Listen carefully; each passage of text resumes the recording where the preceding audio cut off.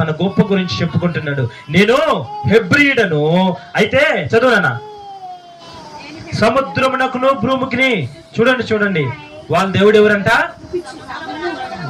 ఏమి నిర్మించిన వాడంట? సముద్రాన్ని, దానిలో ఉన్నటువంటి దానిని మోస్తున్న భూమిని, ఇంకా నా సమస్తాన్ని, మనం పక్కనున్న సృష్టికర్త అయిన ఆకాశమును. చూడండి ఎంత గొప్ప దేవుణ్ణి కలిగినటువంటి యోనా. ప్రియా జనాంగమా, ఈరోజు మీరు ఎవరిని కలిగి ఉన్నారు? ఈరోజు మనం ఎవరిని కలిగి ఉన్నాము? సృష్టికర్త అయినటువంటి దేవుణ్ణి కలిగినటువంటి గొప్ప క్రైస్తవుడుగా ఉన్న మన జీవితంలో యోనా వంటి నిద్రపోతుమై ఉన్నామా? ఇంకా చెప్తున్నాడు ఈయన గొప్పలు చూడండి, ఇంకా గొప్ప చూడండి. నేను భయభక్తులు గలవాడినై ఉన్నాను. ఈయన చేస్తుంది నిజంగా భయభక్తి కలిగి ఉన్నాడా? మేరీ ఆయన ఏం చెబుతున్నాడు? నిజంగా నేను భయము భక్తి కలిగి ఉన్నాడు. నిజం చెప్పు, నువ్వు చెప్పు. యోనా ఇప్పుడు భయభక్తి కలిగి ఉన్నాడా?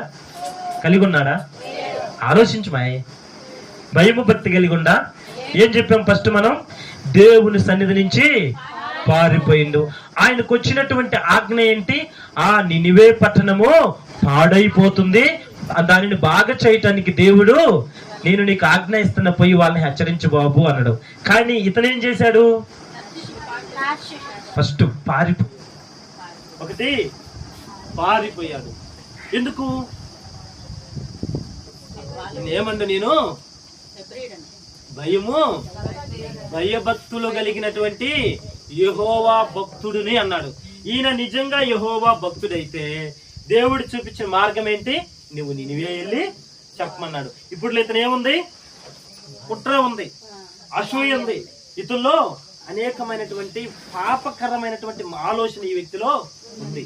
మనము కూడా ఈ రోజుల్లో పేరుకు మాత్రం క్రైస్తవం అని చెప్పుకుంటున్నాం, కానీ ఉదయం లేచిన పాటికి ఉదయం నువ్వు 5 గంటలు లేస్తావు, 6 గంటలు లేస్తావు, లేచినమ్మటి ప్రార్థన చేసి నా యొక్క జీవితాన్ని మొదలు పెడతాననే వ్యక్తులు చేతులు ఎత్తండి. ఈ రోజు నేను లేచినాక కనీసం ఒక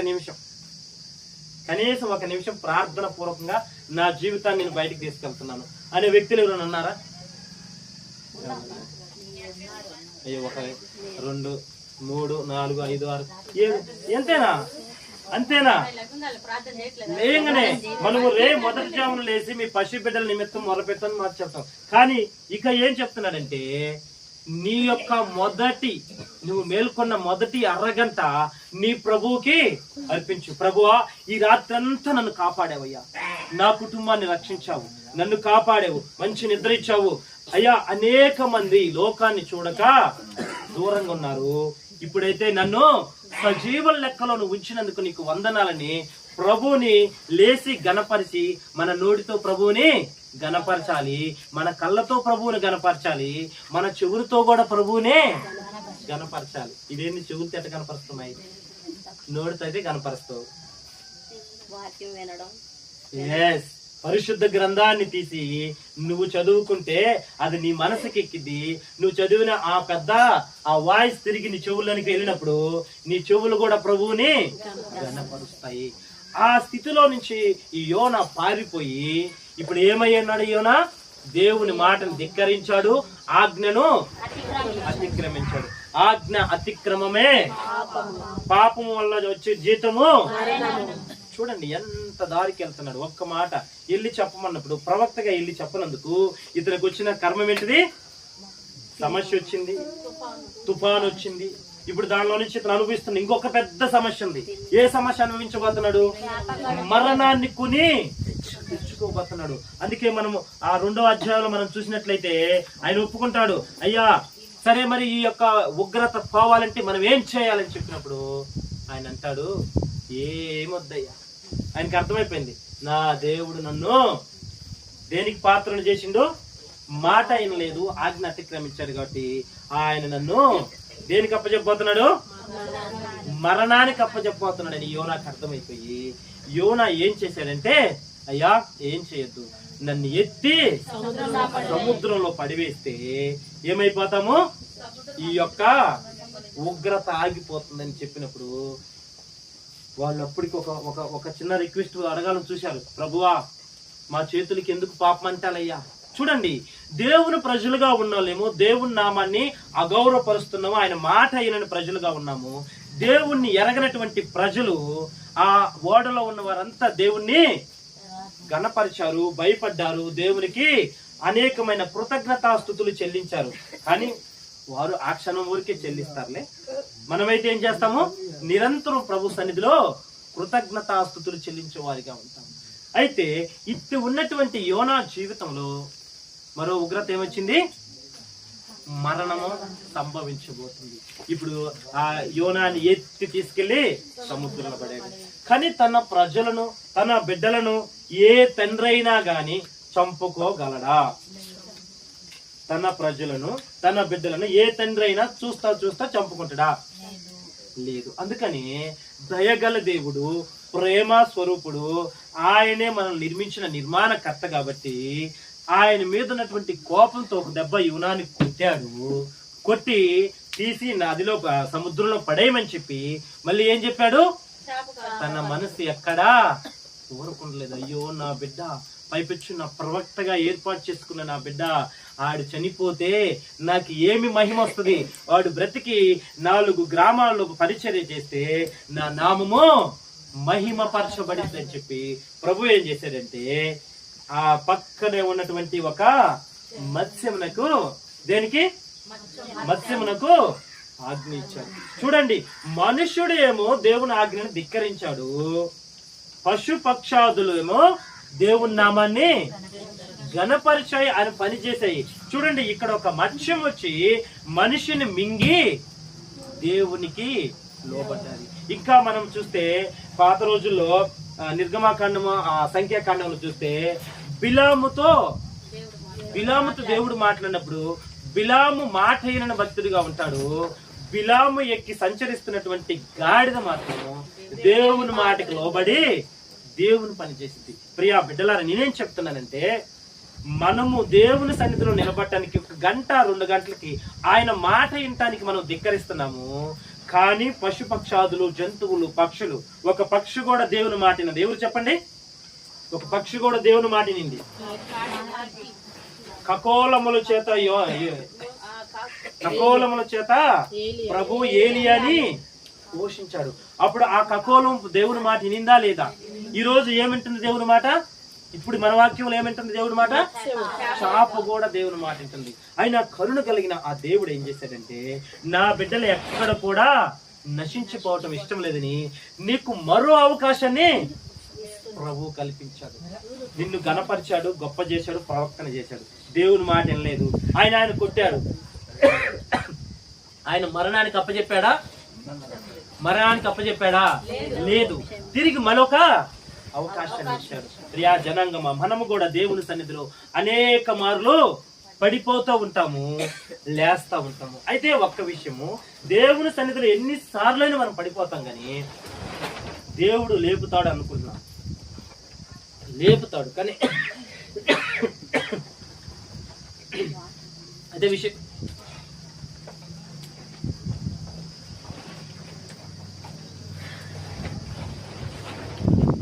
దేవుడు అన్నాడు నిన్ను క్షమిస్తానన్నాడు. ఎన్ని మార్లైనా క్షమిస్తాడు.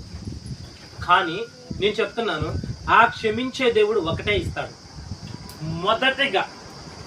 నువ్వు మొదటిగా దేవునిలో పాపం చేసావు, ఆయన పరిశుద్ధురాలు అయ్యావు, ఆయన సన్నిధిలో నిలబడ్డావు, బాప్టిషన్ తీసుకున్నావు, పాప క్షమాపణ పొందుకున్నావు, ఆయన మహిమ ద్వారా నిన్ను ఆవరించాడు. మొదటిగా నువ్వు పాపం చేసావు, దేవుడు యోనాను క్షమించినట్టు నిన్ను క్షమిస్తాడు. కానీ ఏం కోల్పోతాం మనం? ఆయన యొక్క మహిమను కోల్పోతాం. అంతే. ఆయన క్షమాపణ అయితే ఇస్తాడు, కానీ ఆయన మహిమను కోల్పోతాము, ఆయన ప్రభావాలను మనము కోల్పోతాము, ఆయన ఇచ్చే శక్తిని కూడా మనము కోల్పోతాము. అందుకే ప్రభు మరో అవకాశం ఇస్తానంటే అది నువ్వు బ్రతకటానికే, కానీ అది నువ్వు దేవుని పనిలో యేసు నామములో ఇది జరుగును గాక అన్నావు అనుకో, నీ మీద ఇప్పుడు ఏం లేదు, ఆయన యొక్క మహిమ లేదు కాబట్టి నీకు ఆ పని జరగదు. అందుకే మరో అవకాశం కోసం మనం ఎదురు చూడకుండా ప్రభు ఇచ్చినటువంటి ఈ గొప్ప ధన్యత, ఈ మహిమను, ఈ ఆశీర్వాదాన్ని, ఈ యొక్క అభిషేకాన్ని మనము పొందుకున్నాం తప్ప మరో అవకాశం. అలాగైతే ప్రజలు పాపముతో నిండి ఉన్నారు. ఆ రీతిగా ఈ దినములలో ఆ నినివే పట్టణ వాస్తవ్యులు పాపము చేస్తున్నారు, వ్యభిచారం చేస్తున్నారు, జారత్వము చేస్తున్నారు. అసలు ప్రభువు ఆ పట్టణానికి చూడటానికి కూడా ప్రభువు నిలబడితే మనము ఆ పట్టణాన్ని, ఆ ప్రభువుని చూడాలంటే మన రెండు కన్నులు చరిపోవు. ఎందుకు? ప్రభువు మహిమా స్వరూపుడు. ఆయన ఇంకా అగ్నిమయమైనటువంటి దేవుడుగా ఉంటాడు. అందుకే అంటాడు, ఎవరు సమీపింపలేని తేజస్సులో ఆయన మాత్రమే వసించుచు అమరత్వము గలవాడై. ఎలా ఉన్నాడు ఆయన? ఎవరు కూడా ఆయన సన్నిధిలోకి మనము కాళ్ళు కూడా మోపలేని స్థితిలో ఉన్నటువంటి వ్యక్తిగా ఉన్నాడు ఆయన. అయితే ఆయన చూడండి ఎలా అంటున్నాడు, ఆయనను మనము చూడటానికి మన కళ్ళు మాడిపోతాయని మనం అనుకుంటుంటే ఇప్పుడు ఈ నినివే పట్టణ పరిస్థితి ఎలా ఉందో తెలుసా? ఆయన పట్టణాన్ని అలా తొంగి చూసినప్పుడు ఆయన కళ్ళు మాడిపోయేలాగున్నాయంట. హల్లెలూయా! ఎలా ఉన్నాయంట? ప్రభు కన్నులే మాడిపోయేటట్టు. అంటే మన పాపము, ఆ నినివే పట్టణ ప్రజల యొక్క పాపము అంత ఘోరంగా ఉండి ఆ పట్టణం ఏం చేస్తుందంట? ప్రభువు దగ్గర మొర్ర పెడుతుందంట. హల్లెలూయా! ఈ రోజుల్లో మన యొక్క పరిస్థితి, మన యొక్క జీవితాలు ఎలా ఉన్నాయో ప్రభు దగ్గర ఒక్కసారి మనం పరిశీలించుకుందాం. మన పాత జీవితం, మన రోత జీవితం, అటన్నిటిలో నుంచి మనం ఏమయ్యామో, మన పాత జీవితం, రోత జీవితం నుంచి తగిలించుకోనున్నారా, వదిలించుకున్నారా? ఏంటి, ఎవరు తిందాలి? అదేంటి అంత డల్ అయిపోయారు?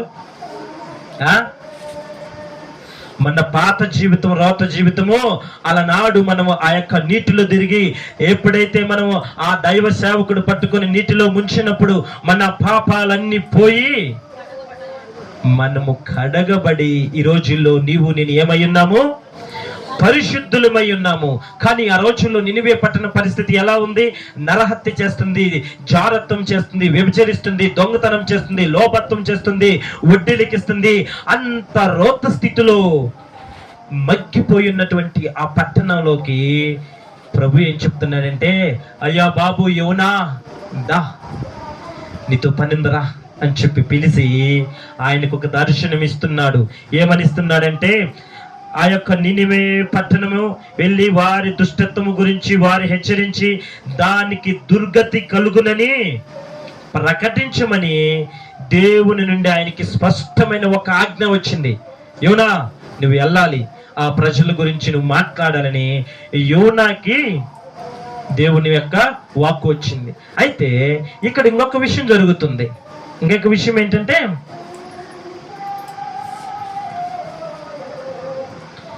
యోనా ఎవరు? ఏ జాతి వాడు అయి ఉండొచ్చు? యోనా ఏ జాతి వ్యక్తి అయి ఉండొచ్చు? యోనా అనేటువంటి ఒక ప్రవక్త బైబిల్ ప్రకారం ఏ జాతిలో నుండి వచ్చిన వాడు అయి ఉండొచ్చు? కనీసం హెబ్రీయుడా, యోదానా, ఇదేది తెలియకపోతే ఇజ్రాయెల్ గోత్రం నుంచి వచ్చిన వ్యక్తి అనుకుందాం. ప్రభు మాట్లాడుతున్నాడంటే ఎవరితో మాట్లాడతాడు? తన యొక్క స్వకీయులైనటువంటి, తన యొక్క సొంత మనుషులైనటువంటి ఇజ్రాయేల్ మాత్రమే ప్రవక్తలుగా లేస్తారు. అందులో ఉన్న యూదా కావచ్చు, లేవీయుడు కావచ్చు, 12 గోత్రాలు ఉన్నాయి కదా. అయితే వీరి యొక్క ఉద్దేశం ఏంటంటే, నీ మొక్కలమే పవిత్రులను, మేము తప్ప దేవుడు మాతో, మేము దేవునితో తప్ప ఈ అన్యజనులు ఎవ్వరు కూడా నా దేవునితో మాట్లాడకూడదు. మనం గమనిస్తాం చూడండి, పెద్ద పెద్ద సీనియర్ పాస్టర్లు అయ్యారనుకో, ఎలా ఉంటుంది వాళ్ళ పరిస్థితి? సీనియర్ పాస్టర్లు అవుతారు. వారి బిడ్డలు ఒక పక్క ప్రత్యేకంగా సోపా వేస్తారు, వారికి సంబంధించిన వాళ్ళు ప్రత్యేకంగా వేస్తారు.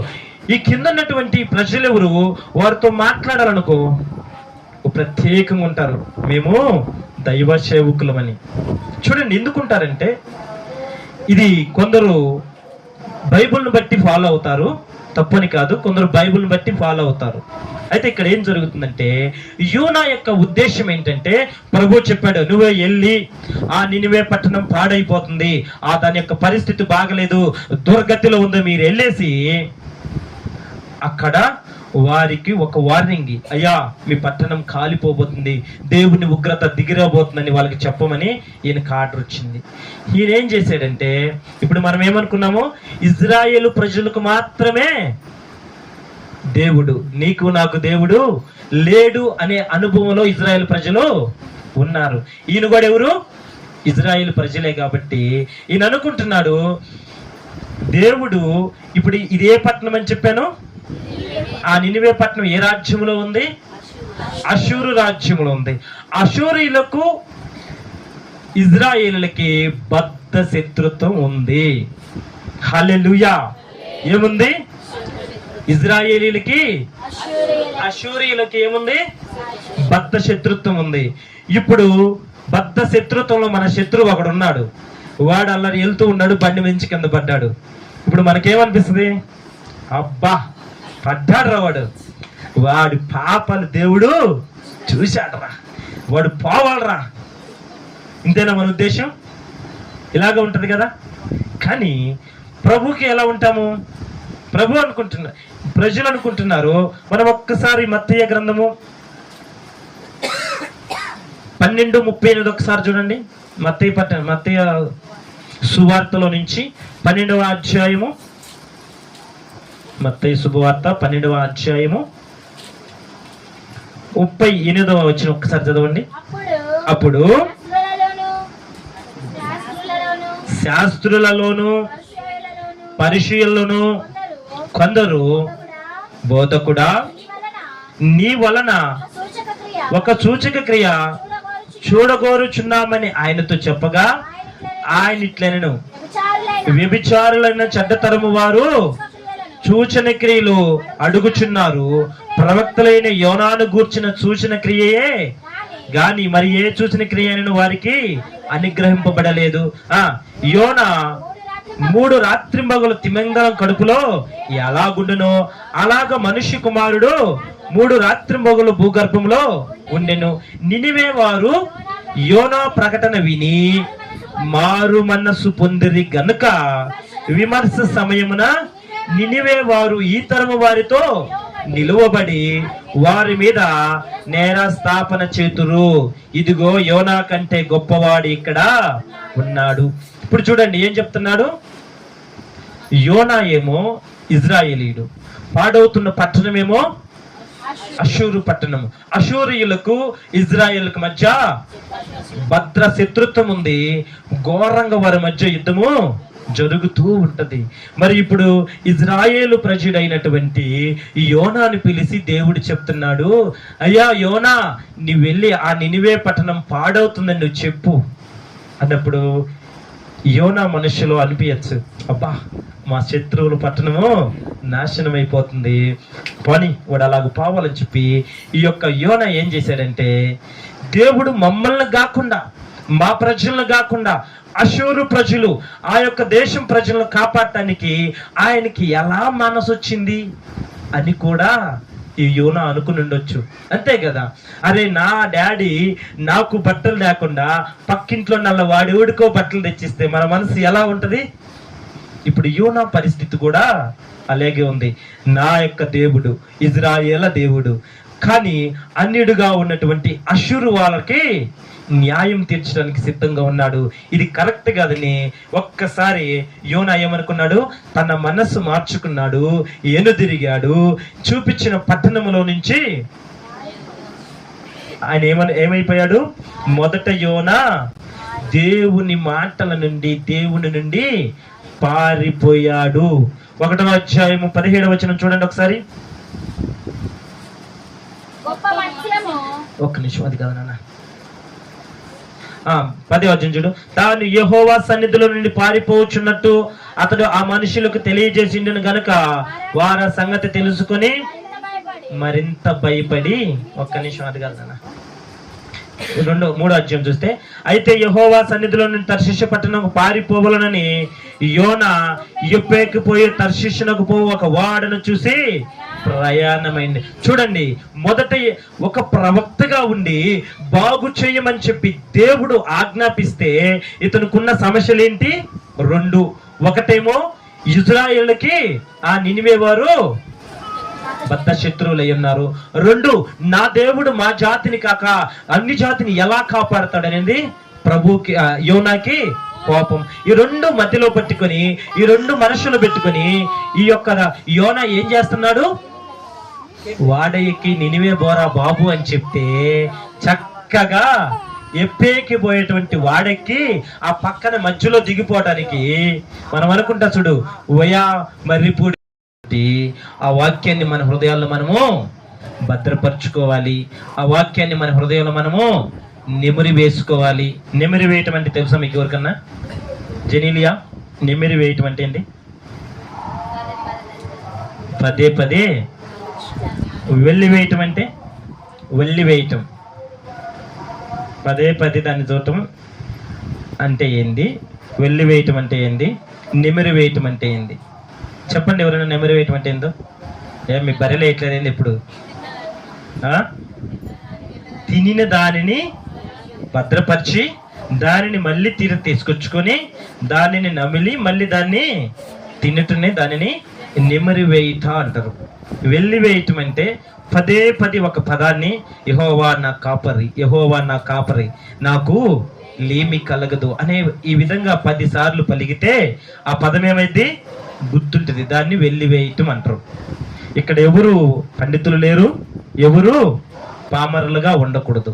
పండితులు ఎవరు లేరు, ఎవరు కూడా పామరులుగా ఉండకూడదు. దహించు అగ్ని ప్రార్థన మందిరం అనేది ప్రభు మనకి ఎందుకు ఏర్పాటు చేశారు చెప్పనా? మన గ్రామంలో ఉన్న, మన ప్రాంతంలో ఉన్న దురాత్మ అంధకార శక్తులు ఎట్లా ఉన్నాయంటే, కనీసం మొదటి రోజు ఒక సేవకుడిగా వచ్చి ఈ గ్రామంలో ఇలా పరిశుద్ధాత్మ పూర్ణులై ఈ గ్రామంలో ఇలా కాలు పెట్టిన క్షణము ఎలా ఉన్నాయి తెలుసా? ఆ గ్రామంలో సేవకుడు కాలు పెట్టినప్పుడు అక్కడ తేళ్ళు, పాములు, నార్జిమడి చెట్లు లాంటి వాటి మధ్యలో కాలు పెడితే ఎలా ఉందో ఆ రీతిగా ఉంది ఆ క్షణం. ఇప్పుడు మొదటిగా ఈ గ్రామంలో కాలు పెట్టినప్పుడు. కానీ ప్రభు ఈరోజు దినదినము క్రమపరుచుకుంటూ ఆయన పరిశుద్ధాత్మ సన్నిధిని ఈ ప్రాంతంలో నుండి, ఈ ప్రాంతం నుంచి ఈ బజారు, ఈ యొక్క గ్రామం అంతట్లో కూడా దినదినము ఆయన శక్తి ప్రభావాలు దిగి వస్తూ ఉన్నాయి. హల్లెలూయా. అందుకే భక్తుడైనటువంటి ఒక భక్తుడున్నాడు. ఆయన ప్రవక్తగా చెప్పుకోవచ్చు, ఒక మిషనరీగా చెప్పుకోవచ్చు. ఈరోజు ఒక చిన్న గ్రంథమే, కానీ ఆయన గురించి గొప్పగా మనము ప్రతి పిల్లవాడి నోటిలో మసులుతూ ఉంటాడు. పెద్దవారి నోట్లో ఉంటాడో లేదు తెలియదు, కానీ ప్రతి చిన్న బిడ్డ నోట్లో మసులుతూ ఉంటాడు. ఆ యొక్క ప్రవక్త ఎవరో, ఆ యొక్క అధ్యాయం ఏమిటో ఇప్పుడు మనము చూసుకుందాం. పరిశుద్ధ గ్రంథంలో నుంచి యోనా భక్తుడైనటువంటి యోనా గురించి ఈరోజు మనము చెప్పుకుందాం. ఎన్నో పేజీలు ఉంటాయి చెప్పండి ఒకసారి? 762వ పేజీ. పాత నిబంధనలో పక్కన ఆమోసు ప్రవక్త పక్కనే ఉంటాడు ఈయన కూడా. అయితే ఈయన చిన్న ప్రవక్తలలో, ఈయన వచ్చేసి చిన్న ప్రవక్తలలో 5వ వాడంట. అంటే ఈయనకంటే 4 ముందు ప్రవక్తలు ఉన్నారు, ఈయనెవరు? 5వ వాడై ఉన్నాడు. అయితే అసలు ఈ యోనా ఎవరు? ఈయన గురించి ఎందుకు బైబిల్లో రాయబడింది? ఈయన వల్ల మనమేమి గ్రహించుకోవాలి?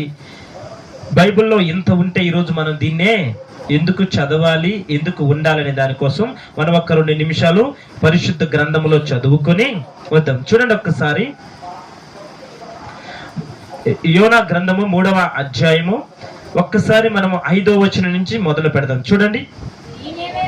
నినివే పట్టణపు వారు దేవుని యందు విశ్వాసముంచి ఉపవాస దినము చాటించి ఘనులేమి అల్పులేమి అందరూ గోనె పట్ట కట్టుకుండ్రి. ఎందుకు? ఏమైంది ఇక్కడ? ఆ నినివే పట్టణం వారు అందరూ ఏం చేశారంట? గోనె పట్ట కట్టుకున్నారంట. ఇంకా చదువు. నేను చదివింది చెప్పాలి. నినివే పట్టణం వారు దేవుని యందు విశ్వాసం ఉంచి ఉపవాస దినము చాటించి గనులేమి అల్పులేమి అందరూ గోనె పట్ట కట్టుకున్నారు. గోనె పట్ట ఎందుకు కట్టుకుంటాం? గోనె పట్ట ఎందుకు కట్టుకుంటాము చెప్పండి? నోరు తెరవరు ఒక్కరు కూడా. గోనె పట్ట కట్టుకోవటం అంటే అర్థం ఏంటంటే శ్రమకు సాదృశ్యంగా ఉంటుంది. మనకు శ్రమలు వచ్చినాయని తెలియాలంటే ఎట్లా? ఆ రోజులలో గోనె పట్ట పట్టుకొని బజార్లలో కూర్చొని ఇలా ఎండ తగిలించుకుంటూ మోకాళ్ళేసి గోనె పట్ట కట్టుకొని, ప్రభువా నేనేమి ధనవంతుని కాదు, నా దగ్గర ఏమీ లేదు, ఇదిగో ఈ బూడిద నేను ఈ బుగ్గను పైన చల్లుకుంటున్నాను, నా దగ్గర ఏమి లేదు, చేసే సమస్తము కూడా నీవు చేస్తేనే నేను నాకు నీ యొక్క మహిమ చేత మాత్రమే నేను అనుభవించగలనయ్యా అని ప్రభు దగ్గర ఒప్పుకునే విధానాన్ని ఆ యొక్క రోజుల్లో మనము గోనె పట్ట కట్టుకోవటం అంటారు.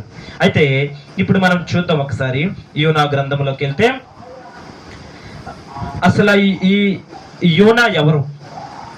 యోనా అనేటువంటి వ్యక్తి గలిలయ అనేటువంటి పట్టణం ఉంది. ఆ రోజుల్లో ఏముంది? మనందరికి తెలిసిన విషయమే, గలిలయ పట్టణము. ఆ గలిలయ పట్టణానికి ఉత్తర వైపు ఇజ్రాయేల్ దేశంలో గలిలయ అనేటువంటి పట్టణాన్ని ఉత్తర వైపులో ఉన్నటువంటి బయలుదేరి వచ్చినటువంటి ఒక ప్రవక్త మన ఈ యోనా గారిని చెప్పుకోవచ్చు.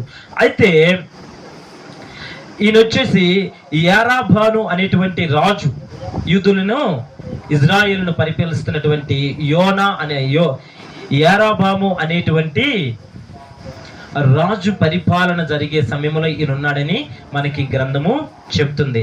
అయితే ఆ రోజులలో ఇజ్రాయేలు దేశము బహుక్షేమముగా వర్ధిల్లుతూ దేవుని సన్నిధిలో బహు ఆశీర్వాదకరంగా ఉండి ఐశ్వర్యకరంగా ఆ దేశము వర్ధిల్లుతున్న సమయంలో దానికి కొంచెం దూరంలో ఉన్నటువంటి మరో దేశం ఉంది. ఆ దేశము పేరే అషూరు దేశము. ఏ దేశం అది? అషూరు దేశము. అషూరు దేశములో ఉన్నటువంటి ఒక పట్టణము, బహు విస్తారమైన పట్టణమే ఈ యొక్క, చెప్పండి, ఒకటి అడిగితే ఒకటి చదువుతావు, నేనే ఆడ తెచ్చావు. ఆ పట్టణానికి ఆ యొక్క రాజ్యములో, ఏ రాజ్యం ఇది? అషూరీల రాజ్యములో ఉన్నటువంటి ఒక పట్టణము. చిన్న పట్టణం ఏం కాదు, ఇది బహు పెద్ద పట్టణము. ఆ పట్టణం పేరే నినివే పట్టణము. అయితే ప్రభు యోనాని పిలిచి యోనాకి ఒక దర్శనం అయింది. ఏమనంటే ప్రభు పిలిచాడు, అయ్యా బాబు యోనా దా, నీతో నాకు పనుంది. నువ్వు నినివేకి వెళ్ళి ఆ నినివే పట్టణంలో ఉన్నటువంటి దుర్మార్గమును గురించి, వారు చేస్తున్న పాపాల గురించి, ఆ యొక్క నినివే పట్టణములో అషూరు రాజ్యములో ఉన్నటువంటి ఒక పట్టణము నినివే పట్టణము. ఆ నినివే పట్టణములో ఉన్నటువంటి ఆ ప్రజలు ఏమై ఉన్నారంట? బహు ఘోరమైన పాపము చేసి దేవుని సన్నిధిలో కనీసం వాళ్ళు ఎలా ఉన్నారు? తల ఎత్తి చూచటానికి కూడా అవకాశం లేని విధంగా ఆ ప్రజలు ఉన్నారంట. ఇంకా మనం చూస్తే నహూము గ్రంథం తీయండి. ఈ నినివే పట్టణం యొక్క పక్కనే ఉంటుంది నహూము గ్రంథము 3వ అధ్యాయము. నహూము గ్రంథము 3వ అధ్యాయం మనం చూసినట్లయితే యోనా యొక్క ఆ నినివే పట్టణం పరిస్థితి ఏంటో అనేది నహూము ద్వారా మనకి దేవుడు రాయించి పెట్టున్నాడు. గమనించండి ప్రియ సహోదరులరా, 3వ అధ్యాయము 769వ పేజీ, 3వ అధ్యాయము 1వ వచనం చూడండి. వాళ్ళు ఎట్టున్నారు? నరహత్య చేసిన పట్టణమా, నీకు శ్రమ, అది ఎడతెగక ఎర్రపట్టుకొనుచు మోసముతోనూ బలత్కారముతోనూ నిండి ఉన్నది. ఇంకా సారథి యొక్క చెబుకుదనియు చక్రముల ధ్వనియు గుర్రముల ద్రొక్కుడు ధ్వనియు వడిగా పరిగెత్తు రథముల ధ్వనియు వినబడుచున్నది. ఇంకా రౌతులు వడిగా పరిగెత్తుచున్నారు, ఖడ్గములు తలతలలాడుచున్నవి, ఈటలు మొరలుచున్నవి, చాలా మంది హతమవుచున్నారు. ఆగండి, ఇది ఎలా ఉన్నారంట? నరహత్య చేస్తున్నారంట, వ్యభిచారము చేస్తున్నారంట, దొంగతనము చేస్తున్నారంట. ఇక మనం చూస్తే మోయాబు పట్టణములో సొదొమ గొమొర్రా అనేటువంటి ప్రాంతంలో చూస్తే మనము ఆ రోజుల్లో తల్లి లేదు, చెల్లి లేదు, పిల్ల లేదు. ఆ ప్రాంతపు వాసులకు కేవలం స్త్రీ అయితే చాలు. వాడు 18 సంవత్సరాల వయసున్న 60 సంవత్సరాలైన ఆ వ్యక్తి స్త్రీ అయితే చాలు. అంత ఘోరమైన పాపములో వరస లేదు, వాయా లేదు, తల్లి లేదు, తండ్రి లేదు, ఏమీ లేదు. ఆ మోయాబు పట్టణంలో షమరయ తన గొప్ప గురించి చెప్పుకుంటున్నాడు. నేను హెబ్రీయుడను, అయితే చదువునా సముద్రమునకును భూమికిని. చూడండి వాళ్ళ దేవుడు ఎవరంట? ఏమి నిర్మించిన వాడంట? సముద్రాన్ని, దానిలో ఉన్నటువంటి దానిని మోస్తున్న భూమిని, ఇంకా నా సమస్తాన్ని, మనం పక్కనున్న సృష్టికర్త అయిన ఆకాశమును. చూడండి ఎంత గొప్ప దేవుణ్ణి కలిగినటువంటి యోనా. ప్రియా జనాంగమా, ఈరోజు మీరు ఎవరిని కలిగి ఉన్నారు? ఈరోజు మనం ఎవరిని కలిగి ఉన్నాము? సృష్టికర్త అయినటువంటి దేవుణ్ణి కలిగినటువంటి గొప్ప క్రైస్తవుడుగా ఉన్న మన జీవితంలో యోనా వంటి నిద్రపోతుమై ఉన్నామా? ఇంకా చెప్తున్నాడు ఈయన గొప్పలు చూడండి, ఇంకా గొప్ప చూడండి. నేను భయభక్తులు గలవాడినై ఉన్నాను. ఈయన చేస్తుంది నిజంగా భయభక్తి కలిగి ఉన్నాడా? మేరీ ఆయన ఏం చెబుతున్నాడు? నిజంగా నేను భయము భక్తి కలిగి ఉన్నాడు. నిజం చెప్పు, నువ్వు చెప్పు. యోనా ఇప్పుడు భయభక్తి కలిగి ఉన్నాడా? ఆలోచించు మాయ్. భయము భక్తి కలిగి ఉండా? ఏం చెప్పాం ఫస్ట్ మనం? దేవుని సన్నిధి నుంచి పారిపోయిండు. ఆయనకు వచ్చినటువంటి ఆజ్ఞ ఏంటి? ఆ నినివే పట్టణము పాడైపోతుంది, దానిని బాగా చేయటానికి దేవుడు నేను నీకు ఆజ్ఞ ఇస్తున్న, పోయి వాళ్ళని హెచ్చరించు బాబు అన్నాడు. కానీ ఇతనేం చేశాడు? ఫస్ట్ పారిపోయాడు. ఎందుకు? ఏమండు? నేను భయభక్తులు కలిగినటువంటి యెహోవా భక్తుడిని అన్నాడు. ఈయన నిజంగా యెహోవా భక్తుడైతే దేవుడు చూపించిన మార్గం ఏంటి? నువ్వు నినివే వెళ్ళి చెప్పమన్నాడు. ఇప్పుడు ఇతను ఏముంది? కుట్ర ఉంది, అసూయ ఉంది, ఇతల్లో అనేకమైనటువంటి పాపకరమైనటువంటి ఆలోచన ఈ వ్యక్తిలో ఉంది. మనము కూడా ఈ రోజుల్లో పేరుకు మాత్రం క్రైస్తవులం అని చెప్పుకుంటున్నాం, కానీ ఉదయం లేచిన పాటికి ఉదయం నువ్వు 5 గంటలు లేస్తావు, 6 గంటలు లేస్తావు, లేచినమ్మటి ప్రార్థన చేసి నా యొక్క జీవితాన్ని మొదలు పెడతాననే వ్యక్తులు చేతులు ఎత్తండి. ఈ రోజు నేను లేచినాక కనీసం ఒక నిమిషం ప్రార్థన పూర్వకంగా నా జీవితాన్ని నేను బయటికి తీసుకెళ్తున్నాను అనే వ్యక్తులు ఎవరైనా ఉన్నారా? అయ్యో, 1 2 3 4 5 6 అంతేనా? లేగానే మనము మొదటి జామున లేచి మీ పసి బిడ్డల నిమిత్తం మొదలుపెట్టని మాట చెప్తాం. కానీ ఇక ఏం చెప్తున్నాడంటే, నీ యొక్క నువ్వు మేల్కొన్న మొదటి అరగంట నీ ప్రభువుకి అర్పించు. ప్రభువా, ఈ రాత్రి అంతా నన్ను కాపాడావయ్యా, నా కుటుంబాన్ని రక్షించావు, నన్ను కాపాడావు, మంచి నిద్ర ఇచ్చావు అయ్యా. అనేక మంది లోకాన్ని చూడక దూరంగా ఉన్నారు. ఇప్పుడైతే నన్ను సజీవుల లెక్కలో నువ్వు ఉంచినందుకు నీకు వందనాలని ప్రభువుని లేచి గణపరిచి, మన నోటితో ప్రభువుని గణపరచాలి, మన కళ్ళతో ప్రభువుని గణపరచాలి, మన చెవులతో కూడా ప్రభువునే గణపరచాలి. ఇదేంటి? చెవులతో ఎట్ట గణపరుస్తున్నాయి? నోటితో అయితే గణపరుస్తావు. పరిశుద్ధ గ్రంథాన్ని తీసి నువ్వు చదువుకుంటే అది నీ మనసుకి ఎక్కిద్ది. నువ్వు చదివిన ఆ వాయిస్ తిరిగి నీ చెవుల్లోనికి వెళ్ళినప్పుడు నీ చెవులు కూడా ప్రభువుని గణపరుస్తాయి. ఆ స్థితిలో నుంచి ఈ యోనా పారిపోయి ఇప్పుడు ఏమయ్యన్నాడు? యోనా దేవుని మాటను ధిక్కరించాడు, ఆజ్ఞను అతిక్రమించాడు. ఆజ్ఞ అతిక్రమమే పాపము వల్ల వచ్చే జీతము. చూడండి ఎంత దారికి వెళ్తున్నాడు. ఒక్క మాట వెళ్ళి చెప్పమన్నప్పుడు ప్రవక్తగా వెళ్ళి చెప్పనందుకు ఇతనికి వచ్చిన కర్మం ఏంటిది? సమస్య వచ్చింది, తుఫాన్ వచ్చింది. ఇప్పుడు దానిలో నుంచి ఇతను అనుభవిస్తుంది ఇంకొక పెద్ద సమస్య ఉంది. ఏ సమస్య అనుభవించబోతున్నాడు? మరణాన్ని కొని తెచ్చుకోబోతున్నాడు. అందుకే మనము ఆ 2వ అధ్యాయంలో మనం చూసినట్లయితే ఆయన ఒప్పుకుంటాడు, అయ్యా సరే మరి ఈ యొక్క ఉగ్రత పోవాలంటే మనం ఏం చేయాలని చెప్పినప్పుడు ఆయన అంటాడు, ఏమొద్దయ్యా. ఆయనకి అర్థమైపోయింది, నా దేవుడు నన్ను దేనికి పాత్రను చేసిండు? మాట ఆయన లేదు, ఆజ్ఞ అతిక్రమించాడు కాబట్టి ఆయన నన్ను దేనికి అప్పచెప్పబోతున్నాడు? మరణానికి అప్పచెప్పబోతున్నాడు అని యోనాకు అర్థమైపోయి యోనా ఏం చేశాడంటే, అయ్యా ఏం చేయొద్దు, నన్ను ఎత్తి సముద్రంలో పడివేస్తే ఏమైపోతాము? ఈ యొక్క ఉగ్రత ఆగిపోతుందని చెప్పినప్పుడు వాళ్ళు అప్పటికి ఒక చిన్న రిక్వెస్ట్ అడగాలని చూశారు. ప్రభువా మా చేతులకి ఎందుకు పాపం అంటాలయ్యా?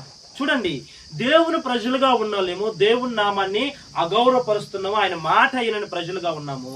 దేవుణ్ణి ఎరగనటువంటి ప్రజలు, ఆ ఓడలో ఉన్న వారంతా దేవుణ్ణి గణపరిచారు, భయపడ్డారు, దేవునికి అనేకమైన కృతజ్ఞతాస్తుతులు చెల్లించారు. కానీ వారు ఆ క్షణం ఊరికే చెల్లిస్తారులే. మనమైతే ఏం చేస్తాము? నిరంతరం ప్రభు సన్నిధిలో కృతజ్ఞతాస్తుతులు చెల్లించే వారిగా ఉంటాము. అయితే ఇట్టి ఉన్నటువంటి యోనా జీవితంలో మరో ఉగ్రత ఏమొచ్చింది? మరణము సంభవించబోతుంది. ఇప్పుడు ఆ యోనాని ఎత్తి తీసుకెళ్లి సముద్రంలో పడేది. కానీ తన ప్రజలను, తన బిడ్డలను ఏ తండ్రైనా గాని చంపుకోగలడా? తన ప్రజలను, తన బిడ్డలను ఏ తండ్రి అయినా చూస్తా చంపుకుంటాడా? లేదు. అందుకని దయగల దేవుడు, ప్రేమ స్వరూపుడు, ఆయనే మనం నిర్మించిన నిర్మాణకర్త కాబట్టి ఆయన మీద ఉన్నటువంటి కోపంతో ఒక దెబ్బ యువనాన్ని కొట్టాడు. కొట్టి తీసి నదిలో సముద్రంలో పడేయమని చెప్పి మళ్ళీ ఏం చెప్పాడు? తన మనసు ఎక్కడా కోరుకుంటలేదు. అయ్యో నా బిడ్డ, పైపెచ్చు నా ప్రవక్తగా ఏర్పాటు చేసుకున్న నా బిడ్డ ఆడు చనిపోతే నాకు ఏమి మహిమ వస్తుంది?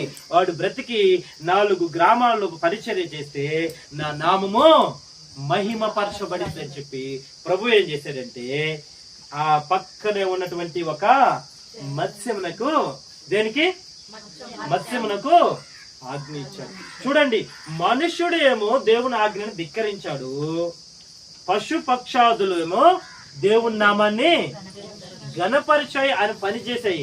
చూడండి, ఇక్కడ ఒక మత్స్యం వచ్చి మనిషిని మింగి దేవునికి లోబడ్డాలి. ఇంకా మనం చూస్తే పాత రోజుల్లో నిర్గమాకాండము, సంఖ్యాకాండంలో చూస్తే బిలాముతో దేవుడు మాట్లాడినప్పుడు బిలాము మాట అయిన భక్తుడిగా ఉంటాడు. బిలాము ఎక్కి సంచరిస్తున్నటువంటి గాడిద మాత్రం దేవుని మాటకి లోబడి దేవుని పని చేసింది. ప్రియా బిడ్డలారా, నేనేం చెప్తున్నానంటే మనము దేవుని సన్నిధిలో నిలబడటానికి 1 గంట 2 గంటలకి ఆయన మాట వినటానికి మనం ధిక్కరిస్తున్నాము. కానీ పశుపక్షాదులు, జంతువులు, పక్షులు, ఒక పక్షి కూడా దేవుని మాటినది. ఎవరు చెప్పండి? ఒక పక్షి కూడా దేవుని మాటినింది. కకోలముల చేత ప్రభు ఏలియాని పోషించాడు.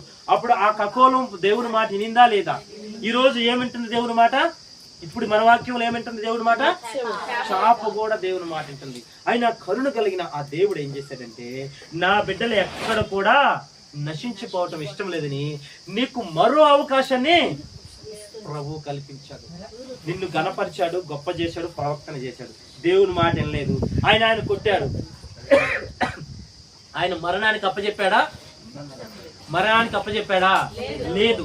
తిరిగి మరొక అవకాశాన్ని ఇచ్చాడు. ప్రియా జనాంగమా, మనము కూడా దేవుని సన్నిధిలో అనేక మార్లు పడిపోతూ ఉంటాము, లేస్తా ఉంటాము. అయితే ఒక్క విషయము, దేవుని సన్నిధిలో ఎన్నిసార్లైనా మనం పడిపోతాం, కానీ దేవుడు లేపుతాడు అనుకున్నాం, లేపుతాడు. కానీ అదే విషయం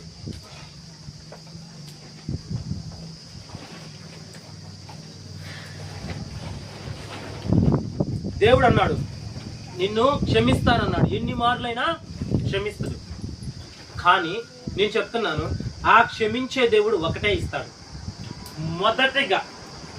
నువ్వు మొదటిగా దేవునిలో పాపం చేసావు, ఆయన పరిశుద్ధురాలు అయ్యావు, ఆయన సన్నిధిలో నిలబడ్డావు, బాప్టిషన్ తీసుకున్నావు, పాప క్షమాపణ పొందుకున్నావు, ఆయన మహిమ ద్వారా నిన్ను ఆవరించాడు.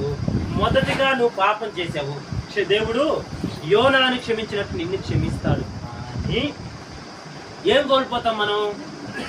ఆయన యొక్క మహిమను కోల్పోతాం అంతే.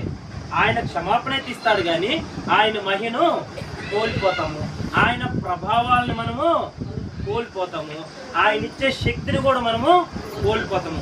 అందుకే ప్రభు మరో అవకాశం ఇస్తానంటే అది నువ్వు బ్రతకటానికే కానీ అది నువ్వు దేవుని పనిలో యేసు నామములో ఇది జరుగును గాక అన్నావనుకో, నీ మీద ఇప్పుడు ఏం లేదు, ఆయన యొక్క మహిమ లేదు, కాబట్టి నీకు ఆ పని జరగదు. అందుకే మరో అవకాశం కోసం మనం ఎదురు చూడకుండా ప్రభు ఇచ్చినటువంటి ఈ గొప్ప ధన్యత, ఈ మహిమను, ఈ ఆశీర్వాదాన్ని, ఈ యొక్క అభిషేకాన్ని మనము పొందుకున్నాం తప్ప మరో అవకాశం